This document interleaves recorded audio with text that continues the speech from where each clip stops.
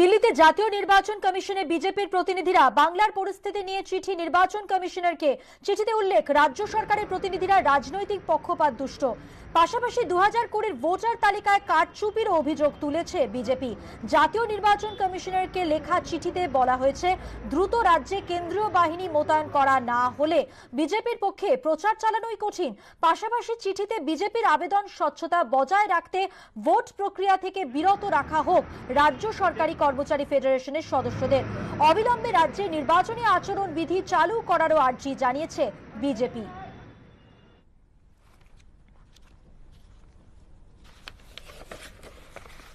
Full bench और election commission meet करेंगे।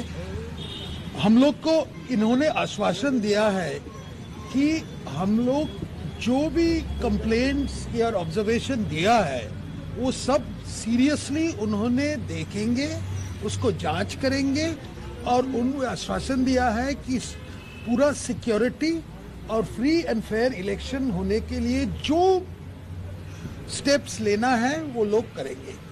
ये आश्वासन देके हम लोग थोड़ा अभी तक संतुष्ट है कि election commission of India seriousness of the situation उनको पास वो अवेयर है।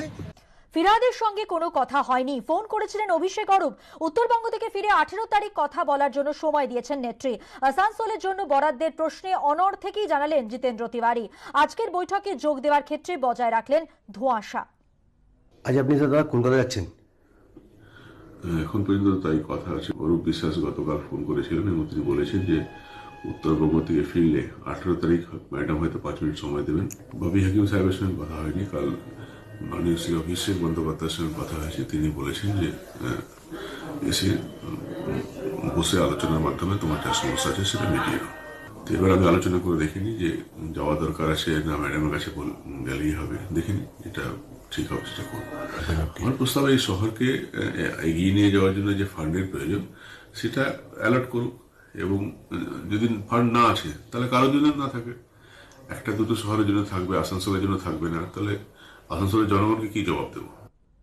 এ প্রসঙ্গে ফিরহাদ হাকিম কি জানিয়েছেন শুনবো। জিতেন আমার ছোট ভাই, ওকে আমি খবর পাঠিয়েছি আসার জন্য। আসুক, কি আমি ওকে বুঝিয়ে বলবো কি সুবিধা কি অসুবিধা, কারণ দলের মধ্যে তো স্টেটমেন্ট দেওয়া দেবে এটা ঠিক নয়। ও আসুক। চিঠি দিয়েছিল বলে আমার একটু খারাপ লেগেছিল, এসে কথা বললে ভালো হতো।